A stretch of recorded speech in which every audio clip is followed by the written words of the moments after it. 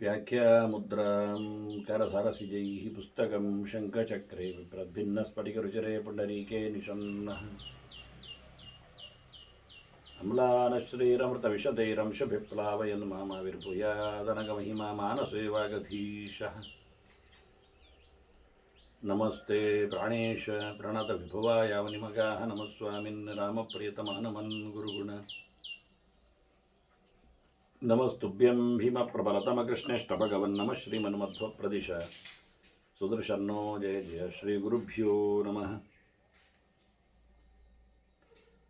नारायणं सुरगुरुं जगदेकनाथं भक्तप्रियं सकललोकनमस्कृतं च त्रैगुण्यवर्जितमजं विभुमाद्यमीशं वन्दे भुवग्रम् अमरासुरसिद्धवन्द्यं नारायणं नमस्कृत्य नरं चैव नरोत्तमं देवीं सरस्वतीं व्यासं ततो जयमुदीरये ವೇದವ್ಯಾಸರ ಮಹಾಭಾರತದ ಚಿಂತಕರಿಗೆ ವಂದನೆಗಳು. ಶಾಂತಿ ಪರ್ವದ 522ನೆಯ ಪ್ರವಚನ. ಅದಾಗಲೇ ಶ್ರೇಷ್ಠ ಧರ್ಮದ ಬಗ್ಗೆ ಚಿಂತನೆಯಲ್ಲಿ ಧರ್ಮರಾಜನ ಪ್ರಶ್ನೆಗೆ ಪದ್ಮನಾಗನ ಚರಿತೆಯನ್ನು ಹೇಳಿದ ಭೀಷ್ಮರು ನಾರದನಿಂದಾಗಿ ಆ ಚರಿತೆಯನ್ನು ಲೋಕದಲ್ಲಿ ತಿಳಿಸುವ ನೆಲೆಯಲ್ಲಿ ಆ ಬ್ರಾಹ್ಮಣ ನಗರದಲ್ಲಿ ಗೋಮತಿಯ ತೀರದಲ್ಲಿ ವೇದದ ಚಿಂತನೆ ನಡೆಸ್ತಾ ಕೂತ್ಬಿಟ್ಟಿದ್ದಾನೆ. ವೇದ ಧಾರಣೆ ಮಾಡುತ್ತಾ, ವೇದ ಪಾರಾಯಣ ಮಾಡುತ್ತಾ ಅಲ್ಲಿಗೆ ನಾಗನೇ ಸ್ವಯಂ ಬಂದ. ಹೆಂಡತಿಯ ಮಾತು ಕೇಳಿ, ಹಾಗಾಗಿ ಬಂದಿದ್ದೇನೆ, ಏನಾಗಬೇಕಿತ್ತು ನನ್ನಿಂದ ಅಂತ ಕೇಳಿಕೊಂಡವ ಒಂದು ಹೆಚ್ಚಿಗೆ ಪ್ರಶ್ನೆ ಹಾಕಿದ. ನೀನೇನಿಲ್ಲಿ ಏಕಾಂತದಲ್ಲಿ ಏನು ಅಂತ ಜಪ ಮಾಡ್ತಾ ಇದ್ದಿ ಅಂತ ಕೇಳಿಬಿಟ್ಟ. ಸುಮ್ಮನೆ ಹೀಗೆ ಕೇಳಿದೆ ಅನ್ನ, ನಿಜವಾಗಿ ಅವನ ಹತ್ರ ಏನು ಬೇಕು ಅಂತ ಕೇಳಬೇಕಾದವನು ಅವನನ್ನೇ ಪ್ರಶ್ನಿಸಿಬಿಟ್ಟ. ಆಗ ಬ್ರಾಹ್ಮಣ ಅವನಿಗೆ ಉತ್ತರಿಸ್ತಾನೆ, ನಾನು ಧರ್ಮಾರಣ್ಯ ಅಂತ ವ್ಯಕ್ತಿ, ಧರ್ಮಾರಣ್ಯಂ ಹಿ ಮಾಂ ವಿದ್ಧಿ, ನಾಗನ್ ದೃಷ್ಟಿಮಿಹ ಆಗತಂ, ನಾನಿಲ್ಲಿಗೆ ನಾಗನನ್ನು ನೋಡಬೇಕು ಅಂತ ಬಂದವ. ಪದ್ಮನಾಭಂ, ಅವನನ್ನು ಪದ್ಮ ಅಂತ ಕರೀತಾರೆ, ಪದ್ಮನಾಭ ಅಂತ ಕರೀತಾರೆ. ಅವನನ್ನು ನೋಡ್ಬೇಕು ನಾನು. ಪದ್ಮನಾಭಂ ದ್ವಿಜಶ್ರೇಷ್ಠ ತತ್ರ ಮೇ ಕಾರ್ಯಮಾಹಿತಂ, ಅವನಲ್ಲಿ ನನಗೆ ಸ್ವಲ್ಪ ಕೆಲಸ ಇತ್ತು ಅಂತ ಹೇಳಿಬಿಟ್ಟ. ಎಂತ ಅಂತ ಹೇಳುದಿಲ್ಲ, ಕೆಲವರು ಫೋನ್ ಮಾಡಿದರೆ ಮಾತಾಡ್ತಾರಲ್ಲ, ಇದ್ದಾರಾ, ಏನು ವಿಷಯ, ಹೌದು ಅವರ ಹತ್ರ ಹೇಳಬೇಕು, ಹಾಗೆ ಅದು ಮತ್ತೆ ಹೇಳುತ್ತೇನೆ. ಈ ರೀತಿಯಾಗಿ ಇವನು ಹಾಗೆ ಹೇಳಿದ. ಓ ಬ್ರಾಹ್ಮಣೋತ್ತಮನೇ ಅಂತ ಹೇಳುತ್ತ. ಹಾಗಾಗಿ ಅವನು ಬಂದವನವನಿಗೆ ಬ್ರಾಹ್ಮಣನಾಗಿ ಕಾಣುತ್ತಿದ್ದ. ಹೇಗೆ ಹೆಂಡತಿ ಇವನು ಬಂದಾಗ ಅವನು ಮನುಷ್ಯನೇ, ಬ್ರಾಹ್ಮಣನೇ, ದೇವ ಅಲ್ಲ ಅಂತ ನನ್ನ ಅಂದಾಜು ಅಂತೇನು ಹೇಳಿದ್ಲು ಅವಳು, ಅದರಂತೆ ಇವನಿಗೀಗ ಬಂದವನು ಬ್ರಾಹ್ಮಣನಾಗಿ ಕಾಣುತ್ತಾನೆ. ಹಾಗಾಗಿ ನಮಗೊತ್ತು ಬಂದವನು ನಾಗ ಅಂತ, ಆದರೆ ಅವನು ಬರುವಾಗ ಬ್ರಾಹ್ಮಣ ವೇಷದಲ್ಲಿದ್ದಾನೆ ಅಂತ ಅರ್ಥ ಆಯ್ತು ಇವನಿಗೆ ಕಾಣುವಾಗ. ಹಾಗೆ ಇವನು ಹೇಳಿದ, ನನಗೆ ಪದ್ಮನನ್ನು ಕಾಣಬೇಕು, ನಾಗನನ್ನು, ಅವನ ಹತ್ರ ಸ್ವಲ್ಪ ಮಾತಾಡಲಿಕ್ಕಿತ್ತು ಅಂತ ಹೇಳಿದ. ಅವನನ್ನು ನಾನು ಕಾಯ್ತಾ ಇದ್ದೇನೆ. ತಮ್ಮ ಪ್ರತೀಕ್ಷಾಮಿ ಪರ್ಜನ್ಯಮಿವ ಕರ್ಷಕ, ಮಳೆ ಬರಬೇಕು ಅಂತ ರೈತ ಬಾಯ್ಬಿಟ್ಟಾಗಿ ಕಾಯ್ತಾ ಇದ್ದಾಗಿ, ಒಳ್ಳೆಯ ನೆಲ ಹಸನು ಮಾಡಿ ಎಲ್ಲದಕ್ಕೆ ಗೊಬ್ಬರ ಎಲ್ಲ ಸಿಂಪಡಿಸಿ ಎಲ್ಲ ಸರಿ ಮಾಡಿ ಕಾಯ್ತಿರ್ತಾನೆ. ಇನ್ನೇನು ಮಳೆ ಬರಬೇಕು, ತಾನು ಬಿತ್ತಬೇಕು ಅಂತ ಮಳೆಯ ನಿರೀಕ್ಷೆಯಲ್ಲಿರತಕ್ಕ ರೈತನಂತೆ ನಾನು ಅವನ ನಿರೀಕ್ಷೆಯಲ್ಲಿ ಇದ್ದೇನೆ ಅಂತ ಹೇಳಿದ. ತಾನ್ಯಾರು, ಬಂದ ಉದ್ದೇಶ ಏನು ಅಂತ ಹೇಳುತ್ತಾ, ಮತ್ತು ಇವನೊಂದು ಪ್ರಶ್ನೆ ಕೇಳಿದ್ನಲ್ಲ, ನೀನೆಂತ ಮಾಡ್ತಾ ಇರೋದು ಇಲ್ಲಿ, ನಿನ್ನ ಉಪಾಸನೆಯ ಕಥೆ ಏನು ಅಂತ. ಅದು ಕೇಳಿದವನು. ತಸ್ಯ ಚ ಅಕ್ಲೇಶಕರಣಂ ಸ್ವಸ್ತಿಕಾರ ಸಮಾಹಿತ ಆವರ್ತಯಾಮಿ ತದ್ ಬ್ರಹ್ಮ ಯೋಗಯುಕ್ತ ನಿರಾಮಯ. ನಾನಿಲ್ಲಿ ವೇದ ಚಿಂತನೆ ಮಾಡ್ತಾ ಇದ್ದೇನೆ, ವೇದ ಪಾರಾಯಣ ಮಾಡ್ತಾ ಇದ್ದೇನೆ. ಅದು ಸ್ಪಷ್ಟ ಹೇಳುವುದಿಲ್ಲ ಅವನು. ಬ್ರಹ್ಮ ಅಂದರೆ ವೇದ ಅಂತ ಅರ್ಥ ಇದೆ, ಬ್ರಹ್ಮ ಅಂದರೆ ಭಗವಂತ ಅಂತ ಅರ್ಥ ಇದೆ. ನಾನು ದೇವರನ್ನು, ದೇವರ ಚಿಂತನೆಯನ್ನು ವೇದದ ಮಾಧ್ಯಮದಲ್ಲಿ ನಾನು ಜಪ ಮಾಡ್ತಾ ಇದ್ದೇನೆ, ಆವರ್ತಯಾಮಿ ಅಂದ. ಸುಮಾರು ದಿನ ಆಯ್ತಲ್ಲ, 10-15 ದಿವಸ ಆಯ್ತಲ್ಲ. ಈಗ 15 ದಿನದಲ್ಲಿ ಅವನು ಮಾಡುತ್ತಿರತಕ್ಕ ಕತೆ ಅಂತ ಕೇಳಿದರೆ, ಹಿಂದೆ ಹೇಳಿದ್ರು, ಅವ್ರು ಬಂದಾಗಲೂ ನೋಡ್ತಿದ್ದ, ಜಪ ಮಾಡ್ತಿದ್ದ ಅಂತ. ಅವ ವೇದ ಮಂತ್ರವನ್ನು ಜಪ ಮಾಡ್ತಾ ಇದ್ದಾನೆ. ಹಾಗಾಗಿ ವೇದ ನಿರಂತರ, ಈಗ ಒಂದು ರುದ್ರ ಜಪ ಅಂದರೆ ರುದ್ರಾಧ್ಯಾಯ ಆಯಿತು, ನಮಕ ಚಮಕಗಳು ಅಂತ ಆಯಿತು. ಬೇಕಾದರೆ ಅನೇಕ ಶಾಖೆಗಳ ರುದ್ರ ಚಿಂತನೆ ಮಾಡಲಿಕ್ಕೆ ಬರ್ತದೆ. ಕಪಿಸ್ಥಲ, ಘಟ ಅಷ್ಟೇ ಅಲ್ಲ, ಯಜುರ್ವೇದದಲ್ಲಿ ಮಾತ್ರವಲ್ಲ, ಋಗ್ವೇದದಲ್ಲಿಯೂ ಇದೆ.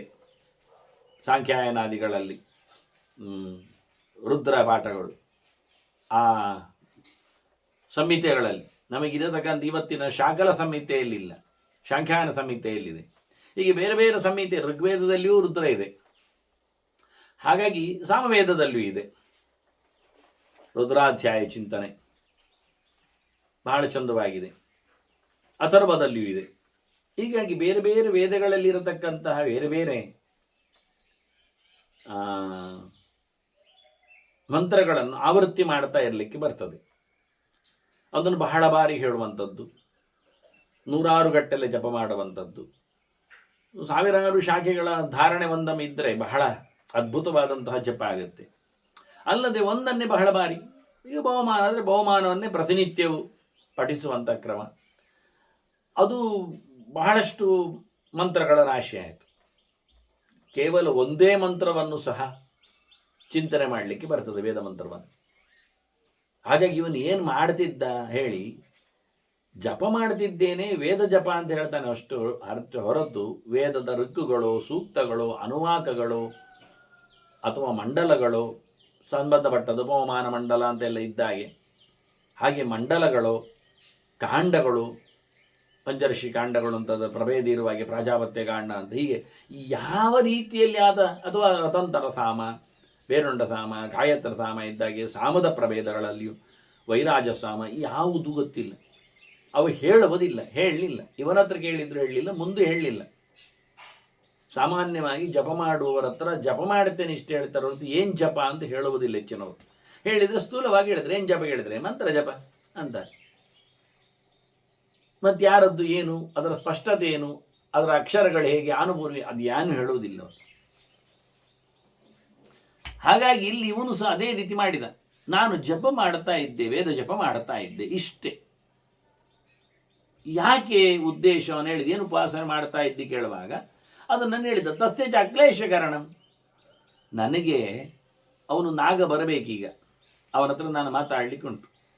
ಅವನು ಸೂರ್ಯನ ಸೇವೆಗೆ ಹೋಗಿದ್ದಾನೆ, ಅವನು ಆರಾಮವಾಗಿ ಬರಲಿ, ಕ್ಷೇಮವಾಗಿ ಇಲ್ಲಿ ಬರಲಿ ಅಂತೇಳಿ ನಾನು ಜಪ ಮಾಡ್ತಾ ಇದ್ದೇನೆ ಅಂತ ಹೇಳಿದ. ತಸ್ಯಚ ಅಕ್ಲೇಶಕರಣಂ, ಅವನಿಗೆ ಆಯಾಸ ಆಗಬಾರ್ದು, ತೊಂದರೆ ಆಗಬಾರ್ದು, ಅವನಿಗೆ ಕಷ್ಟ ಆಗಬಾರ್ದು, ಅದಕ್ಕೆ ನಾನಿಲ್ಲಿ ಜಪ ಮಾಡುತ್ತೇನೆ. ಸ್ವಸ್ತಿಕಾರ ಸಮಾಹಿತ, ನನಗೆ ಅವನಿಗೆ ಮಂಗಳ ಆಗಬೇಕು ಅಂತ ಉಂಟು, ಒಳ್ಳೆಯದಾಗಬೇಕು ಉಂಟು, ಅವನಿಗೆ ತೊಂದರೆ ಆಗಬಾರ್ದು.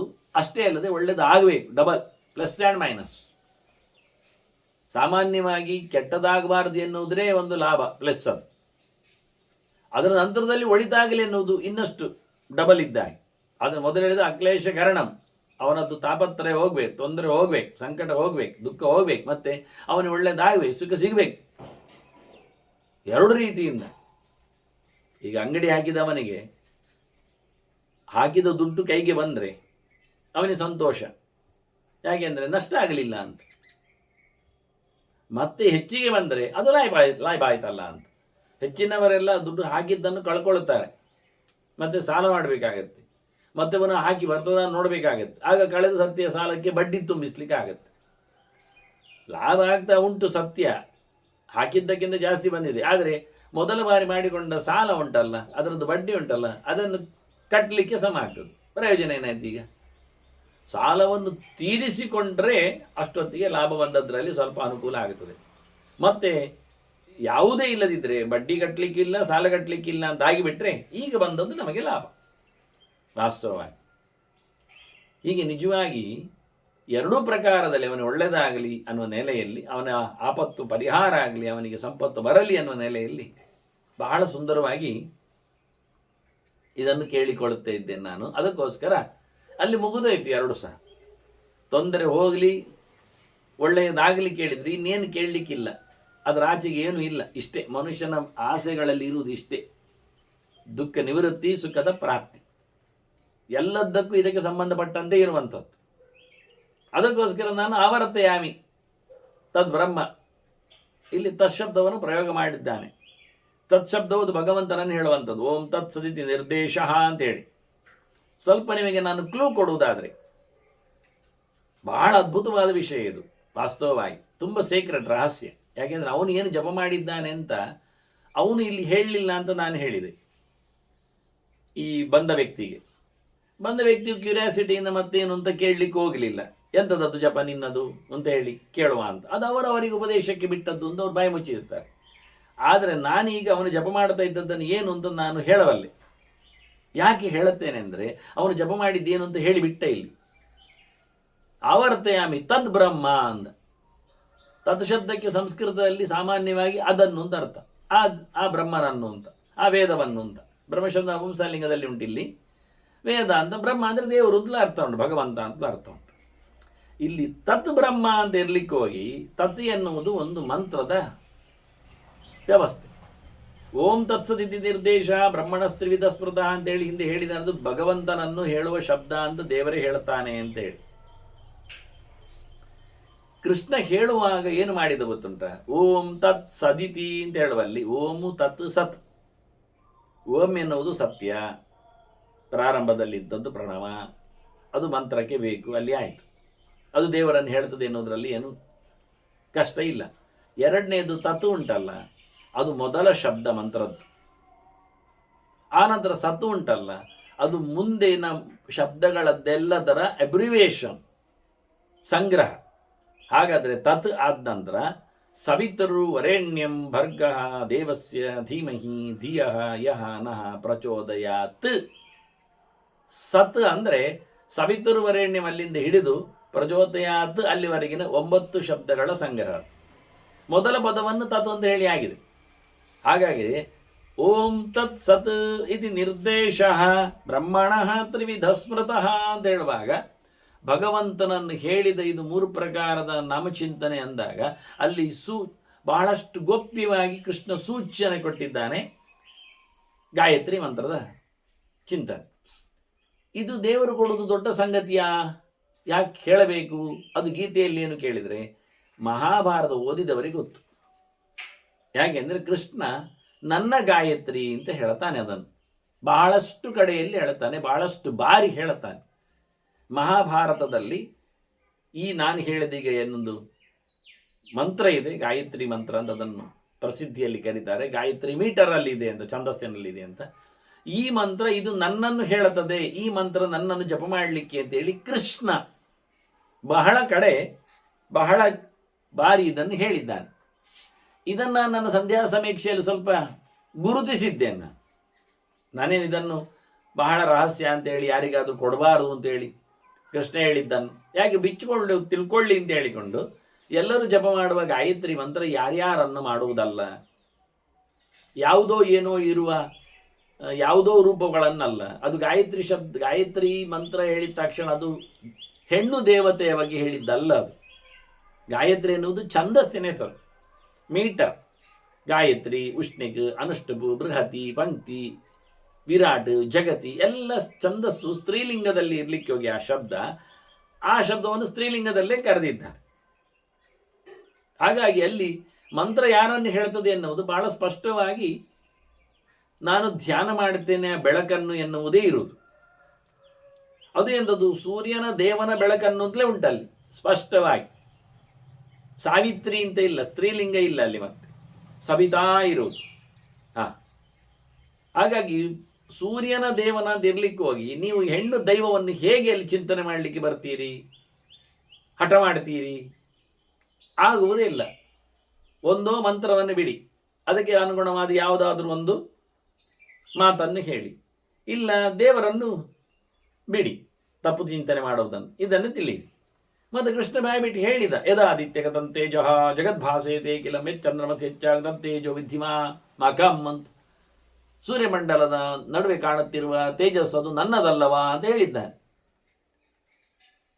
ಇಷ್ಟು ಗೀತೆಯಲ್ಲಿ ಹೇಳಿರುವಾಗ ಓಂ ತತ್ಸತ್ ಎನ್ನುವುದು ಮಂತ್ರವನ್ನು ಹೇಳಿದಾಗ ಆಗಲಿಲ್ಲ, ಈಗವ ರಿಲೇಷನ್ ಉಂಟು ಅಂತ ಆಯ್ತಲ್ಲ.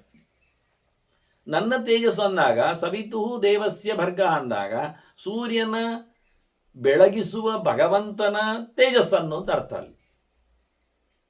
ನನ್ನ ತಂದೆಯ ಹೆಸರು ಅಂತ ನಾನು ಹೇಳಿದರೆ ಅರ್ಥ ಹೇಗಾಗತ್ತೆ? ಆಗ ನನ್ನ ಹೆಸರಲ್ಲ ಅಂತ ಆಗುತ್ತೆ. ಹಾಗೆ ಸೂರ್ಯನ ದೇವನು, ಅವನನ್ನು ಬೆಳಗಿಸುವವನು, ಅವನನ್ನು ಆಡಿಸುವವನನ್ನು, ಅವನ ತೇಜಸ್ಸನ್ನು ಸವಿತು ದೇವಸ್ಯ ಭರ್ಗ ಧೀಮಹಿ. ಎಷ್ಟು ಸ್ಪಷ್ಟ ಉಂಟು, ಎಷ್ಟು ಕ್ಲಿಯರ್ ಆಗಿದೆ. ಇಷ್ಟು ಅನ್ವಯ ಇರುವಾಗ, ಅರ್ಥ ಇರುವಾಗ, ಸ್ಪಷ್ಟತೆ ಇರುವಾಗ, ಅದನ್ನು ಕೃಷ್ಣ ಬೇರೆ 16 ಸರ್ತಿ ಹೇಳಿರುವಾಗ ಇದು ನನ್ನ ಗಾಯತ್ರಿ ಮಾರಯ್ಯ, ಇದು ಜಪ ಮಾಡು, ಇಲ್ಲ ನಾರಾಯಣ ಮಂತ್ರ ಜಪ ಮಾಡು ಅವನು ಹೇಳ್ತಾನೆ. ಆಗ ಅದಕ್ಕೆ ಸಬ್ಸ್ಟಿಟ್ಯೂಟ್ ಆಗಿ ಅದರ ಹತ್ತಿರದಲ್ಲಿ ಇದಲ್ಲ ಆದರೆ ನಾರಾಯಣ ಜಪ ಮಾಡಿ. ಯಾಕೆಂದರೆ ಎಲ್ಲರಿಗೂ ವೈದಿಕವಾದಂತಹ ಸಂಸ್ಕಾರ ಇದ್ದು ಅದನ್ನು ಮಾಡಲಿಕ್ಕೆ ಆಗುವುದಿಲ್ಲ, ಕೊಡಲಿಕ್ಕೆ ತಡ ಆಗ್ತದೆ ಕೆಲವೊಮ್ಮೆ. ಅವರಪ್ಯಸ್ತ ಉತ್ತಮ ಸ್ತ್ರೀಣಾಮ ಅಧಿಕಾರಂತ ವೈದಿಕೆ ಅಂತ ಹೇಳಿದ ಹಾಗೆ ಒಂದು ವಿಷಯ. ಇನ್ನೊಂದು ಸ್ತ್ರೀಣಾಮ ಉದ್ವಾಹ ಕಾಲೇವ ಉಪನಯನ ಅಂತ ಹೇಳೋ ರೀತಿಯಲ್ಲಿ ಇಟ್ಟುಕೊಂಡಾಗ ಅವನಿಗೆ ಮದುವೆ ಆದ ನಂತರ ಜಪ ಮಾಡಲಿಕ್ಕೆ ಇರಲಿಕ್ಕೆ ಹೋಗಿ ಅದಕ್ಕಿಂತ ಮೊದಲೇ ಅಂತ ಹೇಳೋದು ನಾರಾಯಣ ಹೇಳೋದು. ಇಷ್ಟೇ. ಎಲ್ಲರಿಗೂ ಯಾವತ್ತು ಬಾಯಿಯಲ್ಲಿ ನಾಲಿಗೆ ತಿರುಗ್ತದೆ, ಹೇಳಲಿಕ್ಕೆ ಬರ್ತದೆ, ಸಣ್ಣ ಮಗುವಿನಿಂದ ಹಿಡಿದು ನಾರಾಯಣ ಹೇಳಲಿಕ್ಕೆ ಕಳಿಸಿ ನಾರಾಯಣ ನಾರಾಯಣ ಹೇಳ್ತಾ ಇರುವುದು ಎಲ್ಲದಕ್ಕೂ. ಯಾರು ಹೊರಟಾಗಲು, ಬಂದಾಗಲು, ಹೋದಾಗಲು, ಎದ್ದಾಗಲು, ಕೂತಾಗಲು, ನಿಂತಾಗಲು, ಯಾವಾಗಲೂ ಯಾರು ಹೇಳಬಹುದು. ಅದನ್ನು ಕೃಷ್ಣ ಹೇಳ್ತಾನೆ, ಇದು ನಾನು ಹೇಳಿ ಅಂತ ಹೇಳ್ತಾನೆ, ಅದಲ್ಲಾದ್ರೆ ಇದು ಹೇಳಿ ಅಂತ. ಹೀಗಾಗಿ ಬಹಳ ಸ್ಪಷ್ಟವಾಗಿ ಈ ಬ್ರಾಹ್ಮಣ ಗೋಮತಿ ತೀರದಲ್ಲಿ ಕೂತು ಇಷ್ಟು ದಿನ ಜಪ ಮಾಡ್ತಾ ಇದ್ದದ್ದು ಏನು ಕೇಳಿದರೆ ಇದು ಸೀಕ್ರೆಟ್. ಇದುವೇ ಆಗಬೇಕು, ಹಠ ಅಲ್ಲ.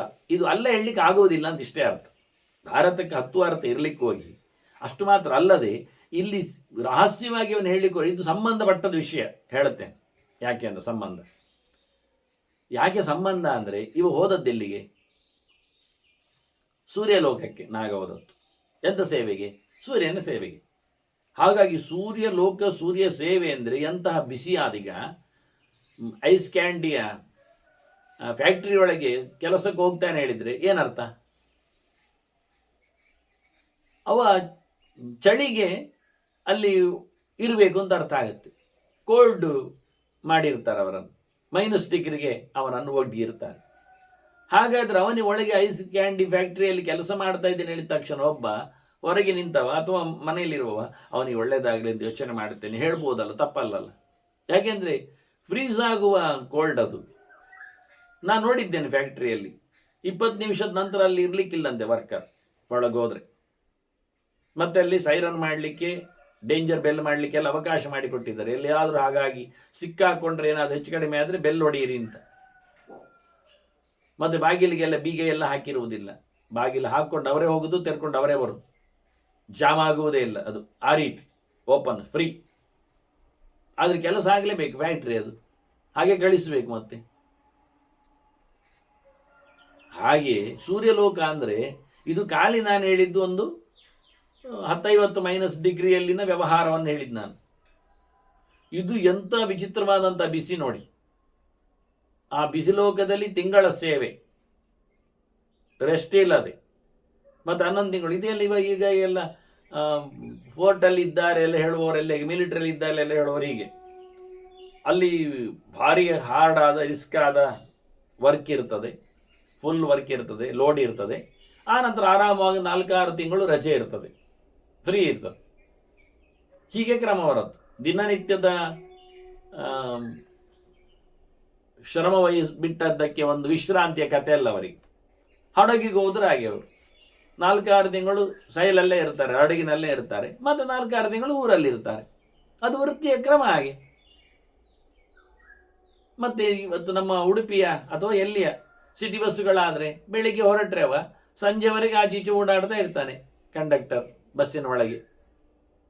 ಅವನದೇ ನಿಂತ ಕೆಲಸ ಅವನಿಗೆ. ಮತ್ತು ರಾತ್ರಿ ಬಿದ್ದುಕೊಳ್ತಾನೆ, ನಿದ್ದೆ ಮಾಡ್ತಾನೆ.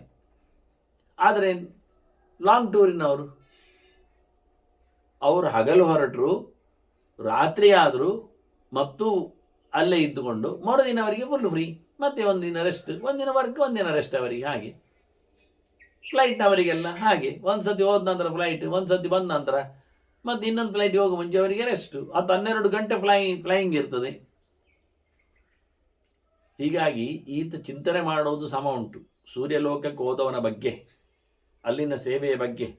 ಅವನಿಗೆ ಬಿಸಿ ಆಗಬಾರ್ದು, ತಸ್ಯ ಚ ಅಕ್ಲೇಶಕರಣಂ, ಅವನಿಗೆ ಆಯಾಸ ಆಗಬಾರ್ದು, ಅವನಿಗೆ ಸ್ವಸ್ತಿ ಒಳ್ಳೆಯದಾಗಬೇಕು, ಮಂಗಳ ಆಗಬೇಕು, ಅವನು ಚೆನ್ನಾಗಿ ಬರಬೇಕು, ಹಿಂತಿರುಗಿ ತನ್ನ ಕೆಲಸ ಇದೆ. ಈಗ ನನಗಾಗಿ ಮಾತಾಡಲಿಕ್ಕೆ ಉಂಟು ಅವನು ನನ್ನ ನೆಲೆಯಲ್ಲಿ. ಆದ್ದರಿಂದ ಅವನು ಏನು ಮಾತಾಡಬೇಕು? ಸೂರ್ಯನೊಳಗಿನ ದೇವರ ಚಿಂತನೆಯೇ ಮಾಡಬೇಕಾಗವನು. ಅಲ್ಲಿಯ ಪ್ಲೇಸಿಗೆ ಒಳ್ಳೆಯದಾಗಲಿ ಹೇಳಬೇಕಾದ್ರೆ ಅಲ್ಲಿಯ ಚಿಂತನೆ. ಹೇಗೆ ಹನುಮಂತನಿಗೆ ಎಲ್ಲ ಹುಡುಕಿ ಎಲ್ಲ ಬಂದ ಬಳಿಕ ಉಂಗುರ ಕೊಟ್ಟ ಆದ ನಂತರ ಬೆಂಕಿ ಅವನ ಆದಿತ್ಯ ಸಿಕ್ಕಿದಾಗ ಉಳಿದೆಡೆ ಎಲ್ಲ ಬೆಂಕಿ ಹಾಕಿ ಬಂದ. ಈ ಸುದ್ದಿಯನ್ನು ಆ ರಾಕ್ಷಸಿಯರು ಸೀತೆಗೆ ಹೇಳ್ತಾರೆ, ನಿನ್ನ ಹತ್ರ ಏನೋ ಒಂದು ಮಂಗ ಒಂದು ಬೆಳಿಗ್ಗೆ ಮಾತಾಡ್ತಿತ್ತಲ್ಲ, ಅದಕ್ಕೆ ಬಾಲಕ್ಕೆ ಬೆಂಕಿ ಹಾಕಿದ್ದಾರೆ ಹೇಳಿ. ಎಲ್ಲ ಅದು ನಾಶ ಮಾಡಿದ್ದೆಲ್ಲ ರಿಪೋರ್ಟ್ ಕೊಟ್ಟಿದ್ದಾರೆ. ಆನಂತರ ಅದನ್ನು ಹಿಡಿದದ್ದು ಹೇಳಿ ಆಯಿತು. ಈಗ ಬೆಂಕಿ ಕೊಟ್ಟಿದ್ದಾರೆ ಹೇಳಾಯ್ತು. ಇನ್ನು ಬೆಂಕಿ ಅದು ಉಳಿದೆಡೆ ಕೊಟ್ಟದ್ದು ಇನ್ನೂ ರಿಪೋರ್ಟ್ ಬರಲಿಲ್ಲ. ಅದರ ಬಾಲಕ್ಕೆ ಬೆಂಕಿ ಆಗಿದ್ದು ಸೀತೆಗೆ ಹೇಳಿದರು. ಆಗ ಸೀತೆ ಅಂತ ಮಾಡಿದ್ಲು, ಸೀತೆ ಪ್ರಾರ್ಥನೆ ಮಾಡಿದ್ಲು. ಏನು ಅಂತ? ಬೆಂಕಿಯಲ್ಲಿ ಎಂತ ಅಂತ ಬೆಂಕಿಯಲ್ಲಿ ಪ್ರಾರ್ಥನೆ ಮಾಡೋದು? ಏ ಬೆಂಕಿಯೇ ನೀನು ತಣ್ಣಗಾಗು, ಗಮ್ಮತ್ತುಂಟು. ಶೀತೋ ಭವ ಹನುಮತಃ, ಇದು ಅವಳ ಪ್ರಾರ್ಥನೆ. ಯಾವುದಕ್ಕೆ ಹೇಗೆ ತಮ್ಮ ಯಥಾ ಉಪಾಸೆ ತದೈವ ಭವತಿ ಅಂತ ಕ್ರಮ. ಹೇಗೆ ಬೇಕೋ ಹಾಗೆ. ಆರೋಗ್ಯ ಕೆಟ್ಟಿತ ಧನ್ವಂತರಿ ಜಪ ಮಾಡಲಿಕ್ಕೆ, ದುಡ್ಡು ಬರಬೇಕಾ ಶ್ರೀಕರ ಮಂತ್ರ ಜಪ ಮಾಡಲಿಕ್ಕೆ, ಹೆದರಿಕೆ ಆಗ್ತಾ ಉಂಟಾ ನರಸಿಂಹ ಮಂತ್ರ ಜಪ ಮಾಡಿ, ನೆಲದ ವಿಷಯ ಆದರೆ ಭೂವರಾಹ ಮಂತ್ರ ಉಂಟಲ್ಲ ಯೋಚನೆ ಮಾಡಿ, ಪ್ರಯಾಣ ಆದರೆ ಅಯಗ್ರೀವನನ್ನು ಯೋಚನೆ ಮಾಡಿ ತಿಳಿಯಿರಿ, ಕಲೀಲಿಕ್ಕುಂಟು ವೇದವ್ಯಾಸರನ್ನು ಹೇಳಿ. ಹೀಗೆ ಅದಕ್ಕೆ ಸಂಬಂಧಪಟ್ಟಂತೆ ಮಂತ್ರಗಳು ವಿನಿಯೋಗಗಳು ಇರಲಿಕ್ಕೆ ಹೋಗಿ ಬಹಳ ಸ್ಪಷ್ಟವಾಗಿ ಬಹಳ ಚಂದವಾಗಿ ಸೀತೆ ಹನುಮಂತನಿಗೆ, ನಾವಂತೂ ಈಗ ಹನುಮಪ್ಪನ ಜಯಂತಿಯ ನಿರೀಕ್ಷೆಯಲ್ಲಿ ಚಿಂತನೆಯಲ್ಲೆಲ್ಲ ಇದ್ದೇವೆ. ಹಾಗಾಗಿ ಬಹಳ ಸುಂದರವಾಗಿ ಈ ಸುಂದರಕಾಂಡದ ಅನುಸಂಧಾನ ಬಂತು. ಅವಳು ಹೇಳುವ ಮಂತ್ರದ ಕತೆ ಕೇಳಿದರೆ ಬಹಳ ಚೆನ್ನಾಗಿದೆ, ಅದ್ಭುತವಾಗಿದೆ. ಬಾಲಕ್ಕೆ ಬೆಂಕಿ ತಾಗಿದರೂ ಬಿಸಿ ಆಗದಿರಲಿ. ನೋಡಿ, ಬೆಂಕಿಯನ್ನೇ ತಂಪಾಗಲಿ ಅಂತ ಕೇಳಿಕೊಳ್ಳು ಇಲ್ಲಿ ಅದರೊಂದು ಉಂಟ? ಯಾರಾದರೂ ಒಪ್ಪಿಯಾರ? ಅದು ಹೌದಾ? ಒಂದು ವಸ್ತುವಿನ ಸ್ವಭಾವ ವಿರುದ್ಧವಾಗುವುದಾದರೆ ಬೆಂಕಿ ತಂಪಾದರೆ ಅದು ಸತ್ತೋಯ್ತು ಅಂತ ಅರ್ಥ, ಶಾಂತವಾಯಿತು ಅಂತ ಅರ್ಥ. ಬೆಂಕಿ ನೀರು ಹಾಕಿದರೆ ಏನಾಗುತ್ತೆ ನೋಡಿ, ತಂಪಾಗಲಿ, ನೀರಲ್ಲ ಇನ್ನೇನು ವಸ್ತು ಬೇಕಾಗಿರುವುದಿಲ್ಲ. ನೀರು ಹಾಕಿದರೆ ಬೆಂಕಿ ಶಾಂತ ಆಗೋದಿಲ್ವ? ಅದಕ್ಕೆ ಡೆಡೆಗೆ ಅದು ವಿರುದ್ಧ. ಇವಳು ಅದನ್ನೇ ಚಿಂತನೆ ಮಾಡಿಲ್ಲ. ಆಗುವುದಿಲ್ಲ ಯಾಕೆ? ಆಯ್ತಲ್ಲ ಹಾಗೆ. ಹನುಮಂತ ಯೋಚನೆ ಮಾಡುತ್ತಾನೆ, ಎಲ್ಲ ಬಾಲಕ್ಕೆ ಬೆಂಕಿ ಕೊಟ್ಟಿದೆ, ಬಿಸಿ ಆಗ್ತಾ ಇಲ್ಲ ಯಾಕೆ ಅಂತ ಅವನ ಯೋಚನೆ. ಇಟ್ಟದ್ದು ಬೆಂಕಿಯೇ, ಅದು ಬಿಸಿ ಆಗ್ತಾ ಇಲ್ಲ. ಅವನು ಎಲ್ಲ ಕಡೆ ಇಡ್ತಾ ಇದ್ದಾನೆ, ಎಲ್ಲ ಕಡೆ ಸುಟ್ಟು ಉರಿತಾ ಉಂಟು, ಝಳ ಏರ್ತಾ ಇದೆ, ಆದರೆ ಅವನ ಬಾಲಕ್ಕೆ ಬಿಸಿ ಆಗೋದಿಲ್ಲ. ಅವನು ಯೋಚನೆ ಮಾಡಿದೆ ಇದನ್ನು ಎಲ್ಲ ಅಂತ. ಇದು ನಮ್ಮ ಅಮ್ಮಂದೇ ಇರಬೇಕು ಪ್ರಾರ್ಥನೆ, ಇದು ಸೀತಾಮಾತೆದ್ದೇ ಅನುಗ್ರಹ ಅವಂತಾನೆ. ಗೊತ್ತಾಯ್ತು ಅವನಿಗೆ. ಏನು ಅದ್ಭುತ ನೋಡಿ, ಇದು ಬಹಳ ಚೆನ್ನಾಗಿರುತ್ತೆ. ಹಾಗೆ ಇವನು ಸಹ ಪ್ರಾರ್ಥನೆ ಮಾಡುವಂಥದ್ದು ನೋಡಿದರೆ, ಸೂರ್ಯಲೋಕಕ್ಕೆ ಹೊರಟ ನಾಗ ಯೋಗ ಅವನ ಕ್ಷೇಮ ತನಗೆ ಬೇಕು ಅನ್ನೋ ನೆಲೆಯಲ್ಲಿ, ಅವನ ಯೋಗ ಅವನ ಕ್ಷೇಮ, ಅವನ ಬರಬೇಕು, ಅವನು ಒಳ್ಳೆಯದಾಗಿರಬೇಕು ಅನ್ನೋ ನೆಲೆಯಲ್ಲಿ ಸೂರ್ಯನ ಸಂಬಂಧಪಟ್ಟ ಮಂತ್ರವನ್ನೇ ಜಪ ಮಾಡ್ತಾ ಇದ್ದಾನವನು. ಹಾಗಾಗಿ ಆವರ್ತಯಾಮಿ ತತ್ ಬ್ರಹ್ಮ, ನಾನು ಅದನ್ನು ಅಂದರೆ ಅದನ್ನು ಅಲ್ಲ, ತತ್ ಬ್ರಹ್ಮ, ಆ ಮಂತ್ರವನ್ನು ಅಂತ ಅರ್ಥ. ಯಾವುದು? ತತ್ ಮಂತ್ರವನ್ನು. ತತ್ ಮಂತ್ರ ಯಾವುದು? ತತ್ ಅಂತ ಅಂತ ಶುರುವಾಗುತ್ತೆ ವರ್ಡಿಂಗ್, ಫಸ್ಟ್ ವರ್ಡಿಂಗ್ ತತ್, ಎಂಡ್ ಆಗುವುದು ತೀಯಲ್ಲೇ. ತ ಅಕ್ಷರದಲ್ಲಿ ಆರಂಭ, ತ ಅಕ್ಷರದಲ್ಲಿ ಅಂತ್ಯ. ತತ್ ಸವಿತರ್ವರೆಣ್ಯಂ ಭರ್ಗೋ ದೇವಸ್ಯ ಧೀಮಹಿ ಧಿಯೋ ಯೋ ನ ಪ್ರಚೋದಯಾತ್. ಆಯ್ತಲ್ಲ, 24 ಅಕ್ಷರದ ಗಾಯತ್ರಿಯಲ್ಲಿ ಆರಂಭದ ಅಕ್ಷರ ತ, ಕೊನೆಯ ಅಕ್ಷರ ಯಾತ್. ವಾಸ್ತವವಾಗಿ ಆ ಕೊನೆಯಲ್ಲಿ ಕಾಣತಕ್ಕಂಥ ವ್ಯಂಜನ ತ್, ಆರಂಭವು ತ್ ವ್ಯಂಜನ. ಅದೇನಾಯಿತು? ತಾದಿ ತಾಂತ್ಯ ಆಯ್ತು. ಈಗ ತಕಾರದಿಂದ ಶುರುವಾಗಿ ತಕಾರದಲ್ಲಿ ಕೊನೆ ಆಗ್ತದೆ. ನಿಜವಾಗಿ ಯಕಾರದಲ್ಲಿ ಕೊನೆ ಆಗುತ್ತೆ, ಆದರೆ ವ್ಯಂಜನ ಲೆಕ್ಕಾಚಾರ ಮಾಡಿದಾಗ ತ್ ಇರುವುದಲ್ಲಿ. ಹಾಗಾಗಿ ಅದ್ಭುತವಾದ ಮಂತ್ರ ಇದು. ಈ ಮಂತ್ರವನ್ನು ನಾನು ಚಿಂತನೆ ಮಾಡ್ತೇನೆ ಅಂತ ಸೂಚ್ಯವಾಗಿ ಹೇಳಿದ ಬ್ರಾಹ್ಮಣ. ತನ್ನ ಮಂತ್ರ ಆದ್ರಿಂದ ಏನಾಯ್ತು, ಈಗ ಅವನು ಅಧ್ಯಾಯಗಟ್ಟಲೆ, ಅನುವಾಕಗಟ್ಟಲೆ, ಸೂಕ್ತಗಟ್ಟಲೆ, ಶಾಖಾಗಟ್ಟಲೆ ಚಿಂತನೆ ಮಾಡಿದ್ದಲ್ಲ ಅಂತ ಅರ್ಥ ಆಯಿತು. ಪ್ರತಿನಿತ್ಯ ನೆನೆದುಕೊಂಡು ಸೂರ್ಯಮಂಡಲ ಮಧ್ಯವರ್ತಿಯಾದ ನಾರಾಯಣನ ಚಿಂತನೆ ಮಾಡ್ತಾ ಗಾಯತ್ರಿ ಮಂತ್ರವನ್ನು ಆವೃತ್ತಿ ಮಾಡ್ತಾ ಇದ್ದಾನವ. ಆ ತೇಜಸ್ಸಿನ ಚಿಂತನೆ ಮಾಡ್ತಾ ಇದ್ದಾನೆ. ಆ ತೇಜಸ್ಸು ಝಳ ನಮ್ಮ ನಾಗನಿಗೆ ಒಳಿತಾಗಲಿ ಅಂತ ಪ್ರಾರ್ಥನೆ ಮಾಡ್ತಾ ಇದ್ದಾನೆ. ತನ್ನ ಉದ್ದೇಶ ಅವನು ಬರ್ಲಿಕ್ಕೆ ಹೋಗಿ ಯಾವತ್ತೂ ಹಾಗೆ ಅವನು ದಿನ ಹೋಗ್ತಾನೆ ರೀ ಸೇವೆಗೆ, ಇವನ್ ಲೆಕ್ಕದಲ್ಲಿ ಹೋದದ್ದ ಅಲ್ಲ, ಅದು ಅವನ ಆಫೀಸ್ ಕೆಲಸ ಇದ್ದಾಗೆ.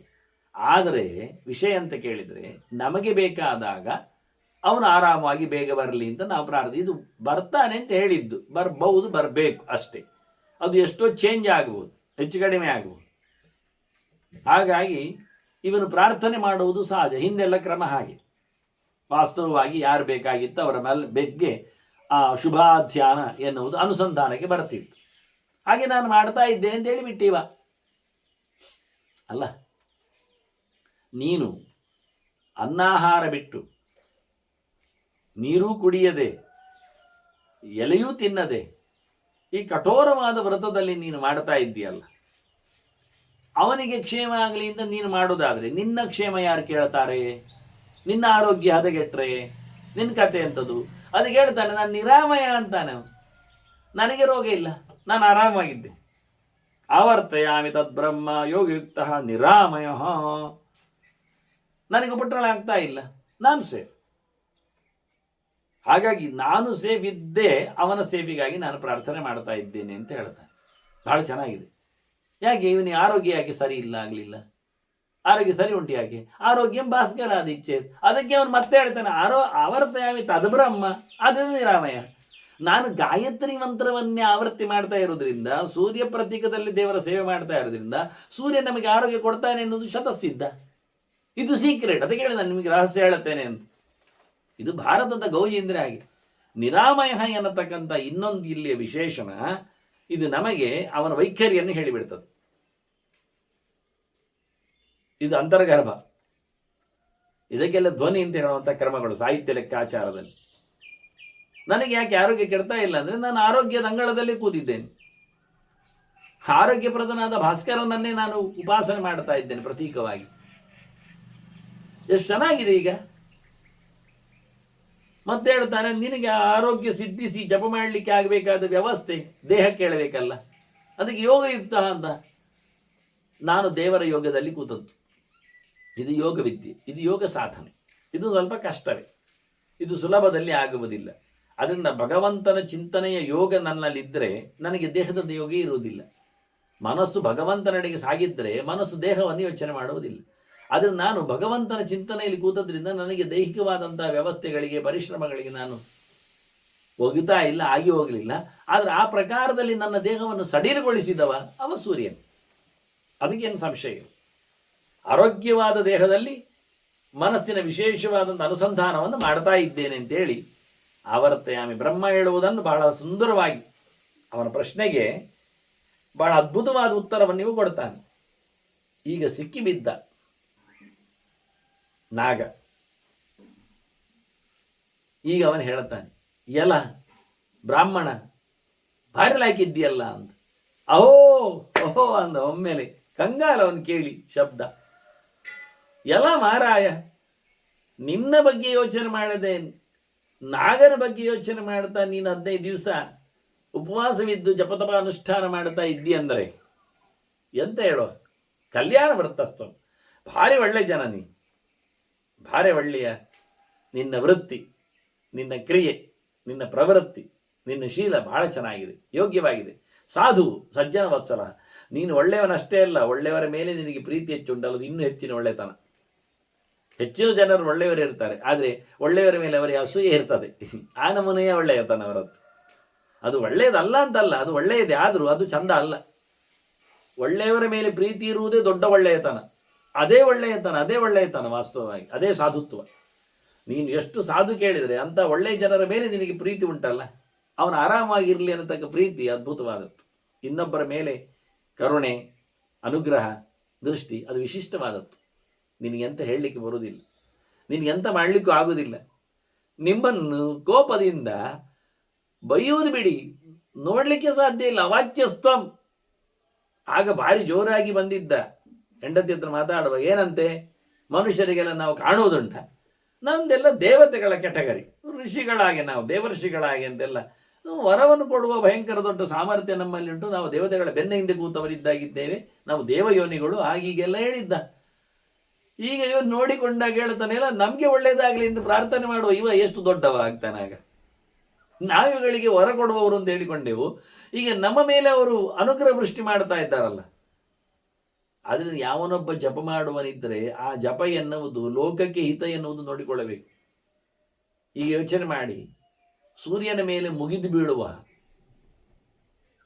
ಮಂದೇಹ ರಾಕ್ಷಸರು, ಅದು ಅವರಿಗೆ ವರ. ಆದರೆ ಸೂರ್ಯನಿಗೆ ಅವನನ್ನು ಸುಡ್ಲಿಕ್ಕೆ ಬರುವುದಿಲ್ವ? ಇಷ್ಟೆಲ್ಲ ಮಾಡುವವನಿಗೆ ಬರ್ತದೆ. ಆದರೆ ಪ್ರಜಾಪತಿಯ ವರ ಇದೆ ಅವರಿಗೆ, ಸೂರ್ಯನ ಮೇಲೆ ಹಾರ್ಲಿಕ್ಕೆ ಆಗ್ತದೆ ಅಂತ, ಆದ್ರಿಂದ ಹಾರ್ತಾರೆ ಅವರು. ಎಂತ ಮಾಡುವ ಈಗ? ಈಗ ಬೆಂಕಿ ದೀಪ, ಅದು ಭಾರಿ ಉರಿ, ಮುಟ್ಟಿದರೆ ಸುಡುತ್ತೆ, ಸರಿ, ಅದನ್ನು ಹಾತೆ ಆರಿಸುವುದಿಲ್ವ? ಆರಿಸ್ತದೆ. ಗಾಳಿ ಪಟ ಹಾಕಿ ಸಣ್ಣ ಹಾತೆ ದೊಡ್ಡ ದೀಪವನ್ನು ಸಹ ಮಲಗಿಸ್ತದೆ. ಕೆಲವೊಮ್ಮೆ ಆಗದಿದ್ದರೆ ಅದರ ಮೇಲೆ ಹಾರಿ ಆದರೂ ಮಲಗಿಸ್ತದೆ. ಅಂತೂ ದೀಪ ಸತ್ತಿತ ಇಲ್ಲವ? ಹಾತೆ ಸಾಯಿಲಿ, ಹಾತೆ ಸತ್ತರೂ ಅಂತ ಉರಿಯುವ ನಿಗಿ ದೀಪವೇ ಸಾಯಲಿಲ್ವ? ಶಾಂತವಾಗಲಿಲ್ವ? ಎಂತ ಹೇಳ್ತೀರಿ? ಆಗ ಸುಡಬೇಕಿತ್ತಲ್ಲ, ಸುಟ್ಟಿದ್ದು ಸುಟ್ಟರೆ ಏನಾಯ್ತು? ದೀಪವು ಶಾಂತ ಆಯ್ತಲ್ಲ, ಈಗ ಕ್ರಮ ಏನಾಯ್ತು? ಹಾಗೆ ಮಂದೇಹರಿಗೆ ಸಾಮರ್ಥ್ಯ ಇರ್ಲಿಕ್ಕೆ ಹೋಗಿ ಸೂರ್ಯನ ಮೇಲೆ ಬಿದ್ದು ಸೂರ್ಯ ಸುಡ್ಲಿಕ್ಕೆ ಹೋದ್ರು, ಒಂದೊಮ್ಮೆ ಪತಂಗದ ಹಾಗೆ ಸೂರ್ಯನು ಹೋಗಿಬಿಟ್ರೆ ಮಂದೇಹರೊಟ್ಟಿಗೆ. ಅದಕ್ಕೇನು ಮಾಡಿದ್ರು? ಆ ಮಂದೇಹ ರಾಕ್ಷಸರ ನಾಶಕ್ಕೆ, ನಾವು ಅವರ ವಾಹನದ ನಾಶಕ್ಕೂ ಅವರ ಶಸ್ತ್ರಾಸ್ತ್ರಗಳ ನಾಶಕ್ಕೂ ನಾವೆಲ್ಲ ಆ ಸಮಯದಲ್ಲಿ ಸೂರ್ಯೋದಯದಿಂದ ಮುಂಚೆ ಅವರು ಹಾರಲಿಕ್ಕೆ ಬರುವಾಗಲೇ ಅವರಿಗೆ ನಾವು ಅರ್ಘ್ಯ ಕೊಟ್ಟು, ಆ ಅರ್ಘ್ಯ ಎನ್ನುವುದು ವಜ್ರಾಯುಧದಾಗಿ ಹೋಗಿ ಅವರಿಗೆ ಹೊಡಿಬೇಕು. ನೋಡಿ, ನೀರಿನಲ್ಲಿ ತಯಾರು ಮಾಡಿದ ಒಂದು ಬಾಂಬ್, ಹೈಡ್ರೋಜನ್ ಬಾಂಬ್, ನೋಡಿ ಹೇಗೆ ಚೆನ್ನಾಗಿಲ್ವ? ನಿತ್ಯ ಮಾಡ್ತೇವೆ ನಾವು ಅದನ್ನು. ಯಾಕೆ? ಅಟ್ಮಾಸ್ಫಿಯರ್ ಕ್ರಿಯೇಟ್ ಮಾಡಲಿಕ್ಕೆ ಚಂದವಾದದ್ದು. ಈ ವಿಷಯ ಇರುವುದಿಲ್ಲಿ. ಅದನ್ನು ನಾನು ಹೇಳಿದೆ, ಲೋಕಕ್ಕೆ ಹಿತ ಆಗುವಂತೆ, ಒಳ್ಳೆಯದಾಗುವಂತೆ ಸೂರ್ಯ ನಮಗೆ ಸಮೃದ್ಧವಾದಂಥ ಬೆಳಕನ್ನು, ಅವನ ಶಕ್ತಿಯನ್ನು ದಯಪಾಲಿಸಲು ಹೇಳಿಕೊಂಡು ಎಷ್ಟೋ ಜನ ಉಪಯೋಗಿಸಿಕೊಳ್ಳುವವರು ಬೇರೆ ಯಾರೋ ಜನ. ಮಳೆ ಬಂದರೆ ಎಲ್ಲೆಡೆ ತೋಟದಲ್ಲಿ ಹಣ್ಣಾಗುವುದಿಲ್ವ? ನಾವು ಏನನ್ನಾದರೂ ಒಂದೆರಡು ಹಣ್ಣನ್ನಾದರೂ ಸೂರ್ಯನಿಗಿದ್ದು ಮಳೆ ಕೊಟ್ಟವನಿಗೆ ಅಂತ ತೆಗೆದಿಡ್ತೇವ? ಏನಿಲ್ಲ, ಗುಳುಂ ಮಾಡುತ್ತೇವೆ. ಕೆಳಗೆ ಬಿದ್ದದ್ದನ್ನು ಸಮರ್ಪಿಸಲು ಹೋಗುವುದಿಲ್ಲ. ಹಾಗೆ ಬಹಳ ಅದ್ಧೂರಿಯಾಗಿ ಕೆಲವರು ಒಳ್ಳೆಯವರಿಗೋಸ್ಕರ ತಮ್ಮನ್ನು ಸ್ಯಾಕ್ರಿಫೈಸ್ ಮಾಡಿಕೊಳ್ಳುವವರು, ಸಮರ್ಪಣೆ ಮಾಡಿಕೊಳ್ಳುವರಿದ್ದಾರೆ. ಎಂತ ಹೇಳೋದು ಈಗ? ಎಲ್ಲಿ ಅವನು ಹೇಳ್ತಾನೆ, ಎಂತ ಕ್ರಿಟಿಸೈಸ್ ಮಾಡಲಿಕ್ಕೆ ಇಲ್ಲ ಅಂದ, ಅವಾಚ್ಯಸ್ತಮ್ ಅಂತ, ಎಂತ ನೋ ಕಮೆಂಟ್ಸ್ ಅವನು ಹೇಳುದು. ಎಂತ ಹೇಳಲಿಕ್ಕಿಲ್ಲ, ನಿನ್ನ ಬಗ್ಗೆ ನಾನು ಮಾತಾಡಲಿಕ್ಕಿಲ್ಲ. ಮಹಾಭಾಗ, ಸೂಪರ್, ದೊಡ್ಡ ಜನ ಅಂದ ಅವನನ್ನು. ಇನ್ನೆಂತ ಹೇಳುದು? ಭಾರಿ ಭಾಗ್ಯವಂತ ನೀನು ಮಾರಾಯ, ಪರಂ ಸ್ನೇಹೇನ ಪಶ್ಯಸಿ. ನೀನು ಇನ್ನೊಬ್ಬನನ್ನು ಪ್ರೀತಿಯಿಂದ ನೋಡ್ತೀ ಉಂಟಲ್ಲ, ಅದು ವಿಶೇಷ. ಇವನಿಗೆ ಕಾಣುವಾಗ ಇನ್ನೊಬ್ಬನು ಮಾತ್ರ ಕಾಣುವುದಿಲ್ಲ. ಪರಂ ಅಂದರೆ ಶತ್ರು ಅಂತಲೂ ಕಾಣ್ತದೆ ಇವನಿಗೆ. ಹಾವುಗಳು ಮನುಷ್ಯನ ಶತ್ರುಗಳು, ಸಿಕ್ಕಿದಲ್ಲಿ ಕಚ್ಚುತ್ತಾವೆ. ನೋಡಿ, ನೀವು ಮನುಷ್ಯ ಹಾವಿಗೆ ಹೊಡಿಬಹುದು, ಸಾಯಬೇಕು ಅಂತಿಲ್ಲ ಅದು. ಆದರೆ ಹಾವು ಕಚ್ಚಿದ್ರೆ ಅದು ಸಾಯದೆ ಉಳಿಯುವುದಿಲ್ಲ. ಅದೇ ವಿಶೇಷ. ದೊಣ್ಣೆಯಿಂದ ಸಾಯಲಿಕ್ಕೆ ಹೊಡಿಬೇಕಾದ್ರೆ ಸುಮಾರು ಹೊಡಿಬೇಕಾಗತ್ತೆ. ಇವು ಹಾಗಲ್ಲ, ಎಷ್ಟು ಬೇಗನೆ ಸಾಯಿಸ್ತವೆ ನೋಡಿ. ಎಂತ ಮಾಡುದು ಅಂತಾರೆ. ಅದು ಗೊತ್ತುಂಟ? ಮೇಲಿಂದ ಬರ್ತದ, ಕಾಣ್ತದ? ಇಲ್ಲ, ಕಾಲಡಿಯಲ್ಲಿ ಕಣ್ಮರೆಯಾಗಿ. ಆದ್ರಿಂದ ನಮ್ಮಂತಹ ಕೆಟ್ಟವರನ್ನು ಸಹ, ವೈರಿಗಳನ್ನು, ಶತ್ರುಗಳನ್ನು ಸಹ ನೀನೇನು ಪ್ರೀತಿಯಿಂದ ನೋಡ್ತಿ ಮಾರಾಯ. ಹೋದದ್ದು ಹಾವೊಂದು ಗೊತ್ತಿದೆ ಸೇವೆಗೆ, ಹಾವಿಗೆ ಒಳ್ಳೇದಾಗಲಿ ಅಂತ ಹೇಳುವವರು ಯಾರಿದ್ದಾರೆ ಮಾರಾಯರೇ? ಎಲ್ಲಿದ್ದಾರೆ? ಹಾಗೆ ಎಷ್ಟೋ ಜನ ಹೇಳೋದುಂಟು, ಸುಮ್ಮನೆ ಮಾರಾಯರೇ, ಪಯಪ್ಪಾನಂ ಭುಜಂಗಾನಂ ಕೇವಲಂ ವಿಷವರ್ಧನಂ ಅಂತ. ಹಾಲೇರಿಯುವುದಂತೆ, ಅದಕ್ಕೆ ನಾಗತನುವಂತೆ. ಎಂಥ ಕರ್ಮಕ್ಕೆ ಹಾಲು ಹಾಕೋದು ಅವುಗಳಿಗೆ? ಎಂಥ ಹಾಲು ಕುಡಿದ್ರು ಹಾವಿನದ್ದೇನು ಬಾಯಿಯಲ್ಲಿ ಹಾಲು ಬರ್ತದ? ಹಲವೇ ಬರ್ತದೆ, ವಿಷಯವೇ ಬರ್ತದೆ. ಹೀಗೆ ತಮಾಷೆ ಮಾಡಿದವರಿದ್ದಾರೆ. ಅದು ನಾಗ ಹೇಳ್ತದೆ, ಮಾರಾಯ ನಮ್ಮಂಥ ಶತ್ರುಗಳನ್ನು ಪ್ರೀತಿಯಿಂದ ನೋಡ್ತೀಯಲ್ಲ ಮಾರಾಯ, ಹಾವಿಗೆ ಒಳ್ಳೇದಾಗಲಿ ಅಂತ ಹೇಳುವವರು ನಾವು ಕೇಳಿದ್ದೇ ಇವತ್ತು. ಖುಷಿಯಾಗಿದೆ. ಪರಂ ಸ್ನೇಹೇನ ಪಶ್ಯತಿ. ನೀನು ಭಗವಂತನನ್ನು ಭಕ್ತಿಯಿಂದ ನೋಡ್ತಾ ಇದ್ದಿ. ಸ್ನೇಹ ಅಂದರೆ ಸ್ನೇಹೋ ಭಕ್ತಿ ರೀತಿ ಪ್ರೋಕ್ತ ಅಂತ ಕ್ರಮ ಅಲ್ವಾ? ಪರಂ ಅಂದರೆ ಪರಮಾತ್ಮ ಅಲ್ವಾ, ದೇವರಲ್ವಾ. ನೀನು ದೇವರನ್ನು ಭಕ್ತಿಯಿಂದ ನೋಡ್ತಾ ಇದ್ದಿ, ಮೆಚ್ಚಿಸ್ತಾ ಇದ್ದಿ. ದೇವರ ಮೆಚ್ಚುವಿಕೆ ಅಂದರೆ ಇದುವೆಯ. ಎಲ್ಲರೆಡೆಗೂ ಎಲ್ಲ ಕಡೆಯಲ್ಲಿ ಇರತಕ್ಕಂಥ ಭಗವಂತನನ್ನು ಪ್ರೀತಿಸುವ ವಿಧಾನ. ಯಾರಾದರೇನು, ಶತ್ರುವಾದರೇನು, ಮಿತ್ರನಾದರೇನು, ಅವನೊಳಗಿರತಕ್ಕ ಭಗವಂತ ಪ್ರಿಯನಾಗಲಿ ಅನ್ನುವ ಹಿನ್ನೆಲೆ ಉಂಟು. ಇದೆಲ್ಲ ಸುಮಾರು ಅರ್ಥಗಳು ಇವನದ್ದು.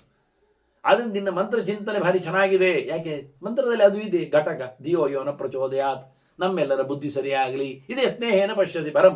ಇದು ನಾಗನಿಗೆ ಅರ್ಥ ಆಯ್ತು. ಅವ ಹೇಳುತ್ತಾನೆ, ನೀನು ಉತ್ತಮವಾದ ವಸ್ತುವನ್ನು ನೋಡ್ತಾ ಇದ್ದಿ, ಆ ವಸ್ತುವನ್ನು ಅತ್ಯಂತ ಪ್ರೀತಿಸ್ತಾ ಇದ್ದಿ, ಎಲ್ಲ ಕಡೆಯಲ್ಲಿ ಪ್ರೀತಿ ಮೆರೆಯಲಿ ಅಂತ ಹೇಳ್ತಾ ಇದ್ದಿ ಅನ್ನುವ ಭಾವ ಬರುವ ಹಾಗೆ ನೋಡಿ ಆ ಮಂತ್ರ ಉಂಟು ಅಂತ ಗೊತ್ತಾಯ್ತು. ನೋಡಿ, ಇದು ಸೂಚನೆಗಳು. ನೀವು ಒಪ್ಪಿ ಬಿಡಿ ಕೇಳಿ ಹೇಳಿ ನನಗೆ ಸಂಬಂಧ ಇಲ್ಲ ವಾಸ್ತವವಾಗಿ. ಯಾಕೆಂದರೆ ಇವತ್ತು ನಾವು ಭೀಷ್ಮ ಪರ್ವದವರೆಗೆ ಸಾಮಾನ್ಯವಾಗಿ ಎಲ್ಲರೂ ಕರೆದಲ್ಲಿ ಪರ್ವಚಿಂತನೆ ಮಾಡ್ತಾ ಸುಮಾರಾಗಿ ಅಂತೂ ಅಲ್ಲಾದರೂ ಕೊನೆ ಹೊತ್ತಿನಲ್ಲಿ ಒಬ್ಬ ಮಹಾಮಹಿಮ ಆರಂಭ ಮಾಡಿದಾಗ, ಯಾರು ನಮ್ಮ ಮಂಗಳೂರಿನ ಹೋಟೆಲ್ ಶ್ರೀನಿವಾಸನ ಚಾರ್ಟರ್ಡ್ ಅಕೌಂಟೆಂಟ್ ರಾಘವೇಂದ್ರ ರಾಯರು ಅಡ್ಕ, ಅವರು ತಮ್ಮ ಸಂಸ್ಥೆಯ ವತಿಯಿಂದ ಆರಂಭದಲ್ಲಿ ಮಹಾಭಾರತವನ್ನು ಮಾಡಿಸಿದರು ಶುರುವಾಗಲಿ ಅಂತ. ಹಾಗೆ ಆದಿಪರ್ವ ಆಯಿತು, ಸಭಾಪರ್ವ ಆಯಿತು, ವನಪರ್ವವೂ ಆಯಿತು. ಅಲ್ಲಿ ಅವರಿಗೆ ಸಮಯ ಇದ್ದಾಗ, ನನಗೆ ಸಮಯ ಇದ್ದಾಗ ಹೋಗಿ ಬಂದು ಅಂತ ಹೇಳಿಕೊಂಡು ಸುಮಾರು 4-5 ಗಂಟೆ. ಇವತ್ತಿನಾಗಿ ಅಗಾಲವಾದ ರಸ್ತೆಗಳಾಗಿರಲಿಲ್ಲ, ಮುಖ್ಯ ರಸ್ತೆ ಮಂಗಳೂರು ಉಡುಪಿ. ಅಂಥ ಹೊತ್ತಿನಲ್ಲಿ, ಸಂಜೆ ಹೊತ್ತಿನಲ್ಲಿ ಹೋಗಿ ಬಂದು ಎಲ್ಲ ರಾತ್ರಿ ಬಹಳಷ್ಟು ಕಷ್ಟ ಆಗ್ತಿತ್ತು ಕೆಲವೊಮ್ಮೆ. ಹಾಗಿದ್ದರು ಬಹಳ ಸಮಯಗಳಲ್ಲಿ ತುಂಬ ಚಿಂತನೆ ನಡೆದಿತ್ತು. ಅದಲ್ಲದೆ ಕೊನೆಗೆ ಉದ್ಯೋಗ ಪರ್ವ ಆರಂಭ ಆಗಿತ್ತು. ಅಲ್ಲಿಂದ ಅದರ ಮುಂದುವರಿಕೆ ಅನ್ನೋ ನೆಲೆಯಲ್ಲಿ ಅದು ಉಡುಪಿಯಲ್ಲೇ ಮತ್ತೆ ಅನಂತೇಶ್ವರ ಸನ್ನಿಧಾನದಲ್ಲದು ಆವತ್ತಿನ ಜೀರ್ಣೋದ್ಧಾರದ ಪ್ರಕ್ರಿಯೆಗೆ ಬಂತು. ಇಲ್ಲಿ ಜ್ಞಾನ ಕಾರ್ಯ ಆಗ್ತಿತ್ತು, ಆಗಬೇಕಲ್ಲ ಅಂತ. ಸರಿ, ನಾನಿದ್ದೇನೆ ಅಂತ ಬಾಗಿಲು ತೆರೆಯುವ ಕಾರ್ಯಕ್ರಮಕ್ಕೆ ನಾವು ಅಂತ ಹೇಳಿ ಹಾಗೆ ಉದ್ಯೋಗ ಪರ್ವದಿಂದ ಅಲ್ಲಿ ಉದ್ಯೋಗ ಪರ್ವದ ಕೊನೆಯ ಹಂತದಲ್ಲಿ ಅಲ್ಲಿ ಆಯಿತು. ಉದ್ಯೋಗ ಪರ್ವದ ಅದಕ್ಕಿಂತ ಮೊದಲು ವಿರಾಟ ಪರ್ವವೇ ಅರ್ಧ ಆಗಿತ್ತಲ್ಲಿ, ಎಲ್ಲಿ ಮಂಗಳೂರಲ್ಲಿ. ವಿರಾಟ ಪರ್ವದ ಕೊನೆ ಇಲ್ಲಿ ಆಯಿತು ಅನಂತೇಶ್ವರದಲ್ಲಿ. ವಿರಾಟ ಪರ್ವದ ಕೊನೆಯಾಗಿ ಉದ್ಯೋಗ ಪರ್ವ ಆಯಿತು ಅಲ್ಲಿ. ಉದ್ಯೋಗ ಪರ್ವವಾಗಿ ಭೀಷ್ಮ ಪರ್ವ ಆಯಿತು. ಕೊನೆಗೆ ಜೀರ್ಣೋದ್ಧಾರ ಪ್ರಕ್ರಿಯೆ ಮುಗಿಯಿತು, ಪ್ರವಚನ ಮುಂದುವರಿಯಲಿ ಅಂತಾಯಿತು. ನಮ್ಮ ಲೆಕ್ಕಾಚಾರ ಉಂಟು ಅಂತೇಳಿ ಕೆಲವರೆಲ್ಲ ಮುಂದೆ ಬಂದಾಯಿತು. ಹಾಗಾಗಿ ವಾರಕ್ಕೆ 1, 2 ಅಂತೇಳಿ 3, 4ರವರೆಗೆ ಹೋಗಿ ಅದು ಭೀಷ್ಮವರ ಮುಗಿಯಿತು. ಮತ್ತೆ ಅನಂತೇಶ್ವರದಲ್ಲಿ ಮುಂದುವರಿಕೆ ಮಾಡುವ ಭಾಗ್ಯ ಇಲ್ಲ ಅಂತಲ್ಲ, ಅದು ಒಂದು ರೀತಿಯಿಂದ ಯಾವುದೋ ಒಂದು ಕಾರಣಾಂತರಕ್ಕೆ ಬಿಡಿ. ಹಾಗಾಗಿ ಯೂಟ್ಯೂಬ್ ಬರಲಿಕ್ಕೆ ಹೋಯಿತು, ಆನ್ಲೈನ್ ಇರಲಿಕ್ಕೆ ಆಯಿತು, ಹೊರಗಿನಿಂದ ಜನ ಕೇಳುತ್ತಾರೆ ಅಂತಾಯಿತು. ಅದನ್ನು ಲೈವಿಗೆ ಕೊಡಿ, ಅದಕ್ಕೆ ಬಿಡಿ ಅಂತ ಹೇಳಿದಾಗ ಪಟ್ಟಾಭಿಯವರು ಬಹಳಷ್ಟು ಶ್ರಮದಿಂದ ಮೊದಲಿನಲ್ಲೂ ಎಲ್ಲ ಭಾರತದ ಸಿಡಿಯ ಡ್ರೈವ್ ಎಲ್ಲ ಮಾಡಿಕೊಂಡು ಅದನ್ನು ಹೊರಗೆ ತಂದವರು ಪಟ್ಟಾಭಿಯವರು. ಹಾಗಾಗಿ ಮುಂದೆ ಭೀಷ್ಮವರ ನಂತರ ದ್ರೋಣ ಪರ್ವ ಆಗಲಿ, ಮುಂದೆ ಕರ್ಣ ಪರ್ವ, ಶಲ್ಯ ಪರ್ವ, ಹಾಗೆಯೇ ಸೌಪ್ತಿಕ ಪರ್ವ, ಇವೆಲ್ಲ ಮುಗಿದು ಕೊನೆಗೆ ಶಾಂತಿ ಅನುಶಾಸನ ಪರ್ವವನ್ನು ಬಾಕಿ ಇಟ್ಟು, ಚಿಂತನೆ ಮಾತ್ರ ಲೆಕ್ಕದಲ್ಲಿ ಬಾಕಿ ಇಟ್ಟು ಭೀಷ್ಮರ ಆರಂಭವನ್ನು ಹೇಳಿದ್ದೆ ಹಿಂದೆ. ಮುಂದೆ ಭೀಷ್ಮರ ಅಂತ್ಯವನ್ನು ಅನುಶಾಸನದಲ್ಲಿ ಹೇಳಿದ್ದೇನೆ. ಅಲ್ಲಿಂದ ಮುಂದಕ್ಕೆ ಆಶ್ರಮ ಪರ್ವಗಳು, ಆಶ್ರಮೇಧಿಕ ಪರ್ವ, ಆಶ್ರಮವಾಸಿಕ ಪರ್ವಗಳು ಮುಗಿದು ಮೌಸಲ ಪರ್ವ, ಸ್ವರ್ಗಾರೋಹಣ, ಎಲ್ಲ ಮಹಾಪ್ರಸ್ಥಾನ ಪರ್ವಗಳೆಲ್ಲ ಚಿಂತನೆ ಮುಗಿದಿದೆ, ಸಾಗಿದೆ, ವಾಸ್ತವವಾಗಿ ನಡೆದಿದೆ. ಬಾಕಿ ಉಳಿದದ್ದು ಮಧ್ಯದಲ್ಲಿ ಶಾಂತಿ ಪರ್ವ ಮತ್ತು ಅನುಶಾಸನ ಪರ್ವ ಮಾತ್ರ ವಾಸ್ತವವಾಗಿ. ಅದನ್ನೀಗ ಶಾಂತಿ ಪರ್ವವನ್ನು ಮುಗಿತಾಯದ ಹಂತದಲ್ಲಿ ಇದ್ದೇನೆ. ಒಂದು 2 ದಿನದಲ್ಲಿ ಮುಗಿಸ್ಲಿಕ್ಕೆ ಬರುತ್ತೆ, ಇಟ್ಟುಕೊಳ್ಳುವ. ಮುಂದೆ ಅನುಶಾಸನ ಪರ್ವ ಆಗಲಿಕ್ಕೆ ಉಂಟು. ಹಾಗೆ ಎಲ್ಲ ಕಡೆಯಲ್ಲಿಯೂ ಜನರು ಕೇಳುತ್ತಾರೆ, ಕೇಳಬೇಕು. ಎಷ್ಟೋ ಜನ ದೂರದವರೆಲ್ಲ ನಮಗೆ ಮಿಸ್ ಆಗ್ತದೆ ಹೇಳಿ ಅಂತ ಹೇಳಿದ್ದಕ್ಕೆ ಹೇಳೋದಷ್ಟೇ ಹೊರತು ಹೇಳಿಕೊಂಡದ್ದನ್ನು ಕೇಳಿಕೊಳ್ಳುವ ಭಾಗ್ಯ, ಅದನ್ನು ಉಳಿಸಿಕೊಳ್ಳುವ, ಅದನ್ನು ಮೆರೈಸುವ ಎಲ್ಲ ಕತೆ ಅದು ತಮಗೆ ಬಿಟ್ಟದ್ದೇ ಕೇಳುಗರಿಗೆ. ಹಾಗಾಗಿ ಎಲ್ಲಿಂದ ಬಂತು, ಯಾಕೆ ಬಂತು ಎಲ್ಲ ಕೇಳಿಕೊಳ್ಳುವಂತೆ ಇಲ್ಲ. ಎಲ್ಲ ಹೊರಗೆ ಇರತಕ್ಕಂಥ ಅನುವಾದ ಪ್ರಪಂಚ ಎಲ್ಲ ಬಹಳ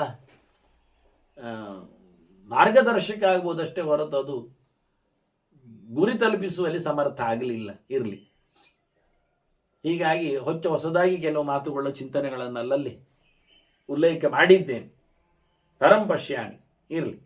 ಹಾಗೆ ಇವನು ನಾಗನ ಹಾಗೆ ಹೇಳಿದ, ಚೆನ್ನಾಗಿದೆ ಚೆನ್ನಾಗಿದೆ ಅಂತ ಹೇಳಿದ. ಹೇಳಿ ಮೆಲ್ಲಕ್ಕೆ ನಾಗ ಹೇಳುತ್ತಾನೆ, ಅಯ್ಯ ಅಹಂಸ ನಾಗಃ ವಿಪ್ರರ್ಷಿ, ನಾನೇ ಮಾರಾಯ ಅಂತಾನೆ. ವಿಪ್ರರ್ಷೆ ಕರೀತಾನೆ. ಯಾಕೆ? ವೇದ ಚಿಂತನೆ ಮಾಡಿದ್ರೆ ನೀವು ಋಷಿ, ಅವ ಕೇವಲ ಬ್ರಾಹ್ಮಣ ಅಲ್ಲ. ಅದು ನೀನು ಋಷಿ ಇದ್ದಿ, ಬ್ರಹ್ಮ ಋಷಿ, ದೇವಋಷಿ, ಶ್ರುತಋಷಿ ಎಲ್ಲ ಇದ್ದಾಗೆ, ಕಾಂಡ ಋಷಿಗಳಿದ್ದ, ವಿಪ್ರರ್ಷಿ ಹೊಸ ಶಬ್ದ ಪ್ರಯೋಗ ಮಾಡಿ ಹೇಳ್ತಾನೆ.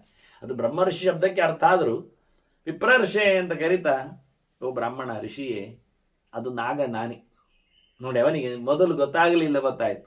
ಹೇಳಲಿಲ್ಲವೂ ಸರಿ, ಬಂದದ್ದು ಯಾರು ಹೇಳಲಿಲ್ಲ, ಸೀದಾ ಬಂದ, ಒಳ್ಳೇದಾಗಲಿ ಅಂದ, ಏನು ಕತೆ ಅಂದ ಅಷ್ಟೇ. ಯಾರು ಬಂದದ್ದೇನು ಹೇಳಲಿಲ್ಲ. ಈಗ ಹೇಳತ್ತಾನೆ, ಕೇಳಿ, ಎಂತ ಮಾರಾಯ ನೀನು, ನಾನೇ ಮಾರಾಯ ನಾಗ, ಆಜ್ಞಾಪಯ ಯಥಾಸ್ವೈರಂ ಕಿಂಕರೋಮಿ ಪ್ರಿಯಂತ, ಎಂತ ನಿನಗೆ ಒಳ್ಳೇದು ಮಾಡಬೇಕು ಹೇಳು, ಮಾಡ್ತೆ. ನೀನು ಬಂದ ಉದ್ದೇಶ ಯಾಕೆ? ಅವನು ತನ್ನ ಅನುಗ್ರಹಕ್ಕಾಗಿ ಅವು ಮಾಡುತ್ತಿರುವ ಜಪ ಕೇಳಿ 15 ದಿವಸದಿಂದ ಜಪ ಮಾಡ್ತಾ ಇದ್ದಾನೆ. ಗಾಯತ್ರಿ ಜಪ ಅಂದ್ರೆ ಏನು ಅರ್ಥ ರೀ? ನಿರಂತರ ಅಂದ್ರೆ ಏನು ಅದ್ಭುತ. ಒಂದು 3 ಗಂಟೆಗೆ 1-2 ಸಾವಿರ ಆಗುವ ಹಾಗೆ ಅವನಿಗೆ ದಿನ 12 ಗಂಟೆ ಸಿಗುತ್ತೆ ದಿನಕ್ಕೆ ಮಿನಿಮಮ್. 3 ಹೊತ್ತಿಗೆ 3 ಸಾವಿರದಂತೆ ಮಾಡ್ತಾ 12 ಸಾವಿರ ದಿನಕ್ಕೆ 24,000 ರಾತ್ರಿ ಹಗಲೆನ್ನದೆ ಮಾಡಿದರೆ ದಿನದ ಲೆಕ್ಕಾಚಾರ ಅಕ್ಷರ 1000 ದಿನಕ್ಕೆ ಆಗ್ತದೆ. ಮಾಡುವ ಲೆಕ್ಕ ನೋಡಿಕೊಂಡು ಹೋದ್ರಿ ಏನು ಅದ್ಭುತ ಅಂತ. 1.5 ಗಂಟೆ 1,000 ಲೆಕ್ಕ, 24 ಗಂಟೆ 24 ದಿನಕ್ಕೆ ಆಗುತ್ತೆ, 12,000 ಆಗುತ್ತೆ ದಿನಕ್ಕೆ. ಅದು 18,000 ಆಗುತ್ತೆ ಮ್ಯಾಕ್ಸಿಮಮ್. 10-12 ಸಾವಿರಕ್ಕೆ ಏನು ಕಮ್ಮಿ ಇಲ್ಲ. ಅಯುತ ಸಂಖ್ಯೆ ಅಂದರೆ 10,000 ದಿನಕ್ಕೆ. 10 ಸಾವಿರದ 15 ದಿನಕ್ಕೆ ಆಗುವಾಗ ಎಷ್ಟಾಯಿತು? 150,000, 1.5 ಲಕ್ಷ. ಅದ್ಭುತವಾದ ವಿಷಯ ಅದು ವಾಸ್ತವವಾಗಿ. ಲಕ್ಷ ಜಪ ಮಾಡುವಾಗ ಎನ್ನುವಾಗಲೇ ಒಂದು ನಿರಂತರವಾದ ಒಂದು ಏನು ಆಹಾರ ಇಲ್ಲದೆ ಮಾಡತಕ್ಕ ರೀತಿ ನೋಡಿಕೊಂಡ್ರೆ 4 ಆವೃತ್ತಿ ಆಗುವಾಗ 24,000 ಅಥವಾ 48,000 ಮಂಡಲ ಆಗುವಾಗ 96,000, ಮತ್ತೊಂದು 24, 5-24 ಪಂಚಪಾದಕ್ಕೆ 5-24,000 ಆಗುವ ಹಾಗೆ 120ರ ಮೇಲೆ 1000 ಚಿಂತನೆ ಮಾಡಿದ್ದ ನೀವು. ಖುಷಿಯಾಗಿದೆ ನಾಗನಿಗೆ, ನಾನೇ ಮಾರಾಯ ನಾಗ, ಎಂತ ಆಗಬೇಕು ಹೇಳು. ಆಜ್ಞಾಪಯ ಅಂತಾನೆ. ಮೊದಲು ಅವನು ಜೋರು ಮಾಡಿದ್ದ, ಏನಂತೆ? ನಾಗವಂದ್ರೆ ನನಗೆ ಹೇಳಿಬಿಡು ಅಂತ ಹೇಳಲಿಕ್ಕೆ ಎಂಥದ್ದು ದೊಡ್ಡ ಗಟ್ಟಿತನ ಅವನದ್ದು. ಆಜ್ಞೆ ಮಾಡ್ತಾನೆ ನಮಗೆಲ್ಲ ಅಂತ ಹೇಳಿದ್ದ. ಈಗ ಅವನೇ ಶುದ್ಧಿ ಹೇಳ್ತಾನೆ ಇಲ್ಲಿ, ಆಜ್ಞಾಪಯ, ನನಗೆ ಆಜ್ಞೆ ಮಾಡು ಮಾರಾಯ, ಆದೇಶ ಮಾಡು, ಹೀಗೆ ಮಾಡು ಹಾಗೆ ಮಾಡು, ಒಂದು ಆರ್ಡರ್ ಮಾಡು ನೀನು ಮಾರಾಯ. ಯಥಾಸ್ವೈರಂ, ನಿನ್ನ ಖುಷಿ ಹೇಗೆ ಬೇಕೋ ಹಾಗೆ, ಎಂತ ಬೇಕೋ ಏನು ಹಾಗೆ ಕೇಳಿಬಿಡು. ಎಂತ ಮಾಡ್ಬೇಕು ನಾನು ಹೇಳು, ನಿನಗೆ ಒಳ್ಳೇದಾಗ್ಲಿಕ್ಕೆ ಏನಾಗ್ಬೇಕು ಹೇಳು. ಅವಳು ಹೇಳಿ ನಾನು ಸೀದಾ ನಾನೇ ಬಂದದ್ದು ನಿನ್ನಲ್ಲಿಗೆ. ನಾಗ ಬಂದಿದ್ದಾನೆ ಅಂತ ಹೇಳಿದ್ದಕ್ಕೆ ಯಾರನ್ನ ಕಳಿಸ್ಲಿಕ್ಕೆ, ಅಯ್ಯೋ ತಿಳುಗೊಂಡ ಹಾಗೆ, ನಾಗ ಬಂದರೆ ತಿಳಿಸು ಅಂತ ಹೇಳಿದ್ದಲ್ಲ, ನಾಗ ಬಂದಿದ್ದಾನೆ ಅಂತ ಹೇಳಿ ಕಳಿಸಿದ್ದಾಳೆ ಅಂತ ತಿಳ್ಕೊಂಡವ ಬ್ರಾಹ್ಮಣ. ಅವ ಅಷ್ಟೇ ಹೇಳಿದ್ದು, ಅವನ ಬರ್ಲಿಕ್ಕೆ ಹೇಳು ಅಂತ ಹೇಳಿ ಅಷ್ಟು ಮಾತ್ರ ಅಲ್ಲ, ಪ್ರಾಪ್ತವ್ಯ ಉಂಟಲ್ಲಿ, ಕಳಿಸು ಅಂತ. ಕಳಿಸಿ ಎಂಥದ್ದು? ಮ್ಯಾಟರ್ ಕಳಿಸು, ಮೆಸೇಜ್ ಕಳಿಸು ಎನ್ನುವ ಅರ್ಥ ಆಗ್ತದೆ. ಅದಕ್ಕೆ ನಾನು ಅವಳ ಹತ್ರ ಕೇಳಿ ನಾನೇ ಬಂದು ಬಿಟ್ಟಿದ್ದೇನೆ, ನಿನಗೆಂತ ಆಗಲಿ ಕೃತಾರ್ಥ ಪ್ರತಿಯಾಸ್ಯತೆ, ನೀನು ಕೆಲಸ ಮುಗಿಸಿಯೇ ಹೋಗುವುದಿನ್ನು ಎಂತ ಹೇಳಿಬಿಡು, ನಮ್ಮಲ್ಲಿ ಏನಾಗಲಿಕ್ಕುಂಟು ಅಂತ ತಿಳಿಸಿಬಿಡು, ನಾನು ಮಾಡುತ್ತೇನೆ. ವಾಸ್ತವವಾದ ಕೆಲಸ ಏನು, ಎಂತ ಮಾಡಲಿ ಅಂತ ಕೇಳುತ್ತಾನೆ. ಯಾಕೆಂದರೆ ನಾವು ಸೋತೆವು. ವಯಂ ಹಿ ಭವತಾ ಸರ್ವೇ ಗುಣಕ್ರೀತಾ ವಿಶೇಷತಃ. ನಿಜವಾಗಿ ಹೇಳುವುದಾದರೆ ನಾವು ಫ್ಯಾಂಟ್, ನಿನ್ನ ಗುಣಕ್ಕೆ ನಾವು ಮೆಚ್ಚಿದ್ದೇವೆ, ಸಿಕ್ಕಿಬಿದ್ದಿದ್ದೇವೆ. ನನಗಾಗಿ ನೀನು ಅನುಗ್ರಹ ಮಾಡಲಿಕ್ಕೆ ಅಂತೇಳಿ ಜಪ ಮಾಡ್ತೀಯ ಅಂದರೆ ನಾವೆಂತ ಹೇಳುವ? ನನಗೊಬ್ಬನಿಗೆ ಮಾಡಿದರೆ ನನ್ನ ಇಡೀ ಫ್ಯಾಮಿಲಿಗೆ ಅನುಕೂಲ ಆದಾಗ. ಯಾಕೆ? ನಾನೊಬ್ಬನೇ ಮನೆಯ ದೊಡ್ಡ ಜನ. ಹಾಗಾಗಿ ಎಲ್ಲರಿಗೂ ನೀನು ಒಳ್ಳೇದು ಮಾಡಿದಾಗ ಆಯ್ತಲ್ಲ ವಾಸ್ತವವಾಗಿ. ಹಾಗಾಗಿ ನಾವು ನಿನ್ನ ಒಳ್ಳೆಯತನಕ್ಕೆ ಫಿದಾ ಎಂದು ಬೇಕಾದ್ರೆ ಹೇಳು. ನಿನ್ನ ಪರಾರ್ಥ ದೃಷ್ಟಿಯ ಜಪಕ್ಕೆ ನಾವು ಸೋತಿದ್ದೇವೆ. ಅದಕ್ಕೆ ಬ್ರಾಹ್ಮಣ ಹೇಳುತ್ತಾನೆ, ಕಂಚಿದರ್ಥಂ ಅನರ್ಥಜ್ಞ ಪ್ರಷ್ಟುಕಾಮೋ ಭುಜಂಗಮ. ನಾನು ಬಂದದ್ದು ನಿನ್ನ ಹತ್ರ ಕೇಳಲಿಕ್ಕೆ. ಈಗ ಇವನು ನಾಗ ಅಂತ ಗೊತ್ತಾಯ್ತು, ಅಲ್ಲಿಗೆ ಡೈರೆಕ್ಟ್ ಅವನ ಹತ್ರ ಹೋಗ್ತಾನೆ. ಎಂತ ಕೇಳಿದರೆ, ನನಗೆ ವಿಷಯ ಗೊತ್ತಿಲ್ಲ, ಅದಕ್ಕೆ ಗೊತ್ತಿಲ್ಲದ್ದನ್ನು ನಿನ್ನ ಹತ್ರ ಕೇಳಬೇಕು ಅಂತ ಬಂದಿದ್ದೇನೆ. ಕಂಚಿದರ್ಥಂ ಅನರ್ಥಜ್ಞ, ಯಾವುದೋ ಒಂದು ಸಬ್ಜೆಕ್ಟ್ ನನಗೆ ಗೊತ್ತಿಲ್ಲ, ಆ ಅರ್ಥ ಆ ವಿಷಯ ನನಗೆ ಬೇಕಿತ್ತು, ಅದನ್ನು ನಿನ್ನ ಹತ್ರ ಕೇಳಲಿಕ್ಕೆ ನಾನು ಬಂದಿದ್ದೇನೆ ಹೇಳ್ತಾ. ಎಂಥದ್ದು ವಿಷಯ ಕೇಳಿದರೆ, ನಾನು ನೋಡು ಅಹಂ ಆತ್ಮಾನಂ ಆತ್ಮಸ್ಥಃ ಮಾರ್ಗಮಾಣ ಆತ್ಮನೋ ಗತಿ. ನಾನು ಈ ದೇಹದಲ್ಲಿ ಇದ್ದೇನೆ, ನಾನು ಮನಸಾರೆ ಇಲ್ಲಿಂದ ಬಿಡುಗಡೆ ಪಡಲಿಕ್ಕೆ ದೇವರ ಅರಸಾಟದಲ್ಲಿ ಕೂತಿದ್ದೇನೆ. ಅಹಂ ಆತ್ಮಾನಂ ಆತ್ಮಸ್ಥಃ ಮಾರ್ಗಮಾಣ, ನಾನು ದೇಹದಲ್ಲಿದ್ದುಕೊಂಡು ದೇವರನ್ನು ಹುಡುಕಬೇಕು. ಅದು ಹೇಗೆ? ನಾನು ಶಾರೀರಿಕವಾಗಿ, ಮಾನಸಿಕವಾಗಿ, ವಾಚಿಕವಾಗಿ ಸಾಧನೆ ಮಾಡುತ್ತಾ, ಎಲ್ಲ ಜೀವರ ಗತಿಯೂ ಅದೇ ಅಲ್ವಾ, ದೇವರೆಡೆ ಸಾಗುವುದಲ್ವಾ. ಹಾಗಾಗಿ ಎಲ್ಲರ ಜೀವರ ಗತಿಯಂತೆ ನನ್ನ ಗತಿಯೂ ದೇವರೆಡೆಗೆ ಸಾಗುವಂತೆ ಮಾಡಲಿಕ್ಕೆ ನಾನು ಹೊರಟಿದ್ದೇನೆ. ಹೊರಡುವುದು ಅದು ವಿಷಯ ಅಲ್ಲ. ನನಗಿಲ್ಲಿ ವಾಸಾರ್ಥಿನಂ ಮಹಾಪ್ರಜ್ಞ ಚಲಚಿತ್ತ ಉಪಾಸ್ಮಿಹ, ನನಗೆ ಹೋಗಬೇಕು ಅಂತೆನ್ನುವುದು ಸತ್ಯ, ಆದರೆ ಮನಸ್ಸು ಸ್ವಲ್ಪ ಚಂಚಲ ಆಗಿದೆ. ವಾಸಾರ್ಥಿನ, ನನಗೆ ಮನೆಯಲ್ಲಿ ಇರಬೇಕು ಅಂತ ಕಾಣ್ತದೆ. ಮನೆಯ ಅರ್ಥ ಇರುವಿಕೆ ವಾಸಾರ್ಥವೇ ವಿಷಯವೋ ಗಮ್ಯಾರ್ಥ ವಿಷಯವೋ ಅಂತಷ್ಟೇ. ಮನೆಯಲ್ಲಿರುವ ಸಾಧನೆಯ, ಹೊರಗಿದ್ದ ಸಾಧನೆಯ? ಚಂಚಲ ಚಿತ್ತ ನಾನು, ದೇವರೆಡೆಗೆ ಸಾಗಬೇಕು ಅಂತ ಮನಸ್ಸಿದೆ, ಮನೆಯನ್ನು ಬಿಟ್ಟು ಹೋಗುವ ಮನಸ್ಸು ಸರಿ ಇಲ್ಲ. ಯಾಕೆ? ಅವರನ್ನೆಲ್ಲ ನಡುದಾರಿಯಲ್ಲಿ ಹಾಕಿದ ಹಾಗೆ ಅಂತ ಆಗುತ್ತೆ. ಅವರು ಉಪಾಸ್ಯರೇ, ಅವರು ಭಗವಾನ್ ಮೂರ್ತಿಗಳೇ, ಅವರು ನಂಬಿ ಬಂದವರೇ. ಹೀಗಾಗಿ ಚಿತ್ತ ಚಂಚಲ ಆಗಲಿಕ್ಕೆ ಹೋಗಿ ನನಗೆ ಸಮ ಆಗ್ತಾ ಇಲ್ಲ. ನೀನು ಬೆಳಕಿನ ಉಂಡೆಯವ, ಯಾಕೆ? ನೀನು ಬೆಳಗಿನ ಹತ್ತಿರ ಬಂದವ. ಪ್ರಕಾಶಿತಸ್ತ್ವಂ ಸುಗುಣೈ, ಒಳ್ಳೆ ಗುಣಶಾಲಿ, ನಿನ್ನನ್ನೆಲ್ಲ ಜನ ಹೊಗಳಿದ್ದಾರೆ, ನನಗೆ ಗೊತ್ತು ವಿಷಯ. ಯಶೋಗರ್ಭ ಗಭಸ್ತಿವಿಹಿ, ನೀನೆಲ್ಲೆಗಡೆ ನಿನ್ನ ಹೆಸರುವಾಸಿಯಾಗಿದ್ದಿ, ನಿನ್ನ ಸೂರ್ಯನ ಹಾಗೆ ಕಿರಣಗಳು ಎಲ್ಲೆಡೆ ನಿನ್ನದು ಹಬ್ಬಿದೆ, ಯಶಸ್ಸಿನದ್ದು. ಶಶಾಂಕ ಕರ ಸಂಸ್ಪರ್ಶೈ, ಅತಿಯಾದ ಮೃದುವಾದ ಚಂದ್ರನ ಬೆಳದಿಂಗಳ ಸ್ಪರ್ಶದಂತೆ ನಿನ್ನ ಒಡನಾಟ.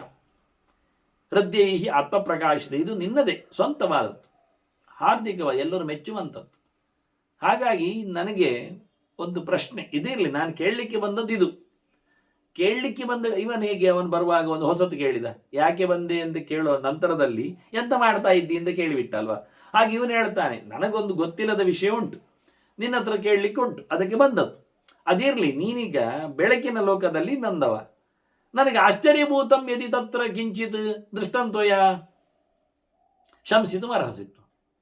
ನೀನಲ್ಲಿ ಹೋಗಿ ಸೂರ್ಯನಲ್ಲಿ ಎಂಥದ್ದು ನಿನಗೆ ಹೊಸತು ಕಂಡದ್ದುಂಟಾ, ಆಶ್ಚರ್ಯವಾದದ್ದುಂಟಾ, ಅದೊಂಚೂರು ನನಗೆ ಹೇಳಬೇಕು ಅಂದ. ಇದು ಎಷ್ಟರ, ಇದು ಬೇರೆ, ಬಂದದ್ದು ಕೇಳಲಿಕ್ಕೆ ಬೇರೆ. ಹೇಳಿ ಆಯಿತು, ಬಂದದ್ದು ನನಗೆ ಕನ್ಫ್ಯೂಸ್ ಆಗಿದೆ, ತಲೆ ಸಮ ಇಲ್ಲ ನನ್ನದು, ಹಾಗಾಗಿ ನನಗೆ ಆಚೆ ಹೋಗುವುದು ಈಚೆ ಹೋಗುವುದು ಆಗ್ತಾ ಇಲ್ಲ ಅಂತ ಹೇಳಿದ. ಅಷ್ಟಾಗಿ ಅದು ನನಗೆ ಕೇಳಲಿಕ್ಕಿದ್ದದ್ದು.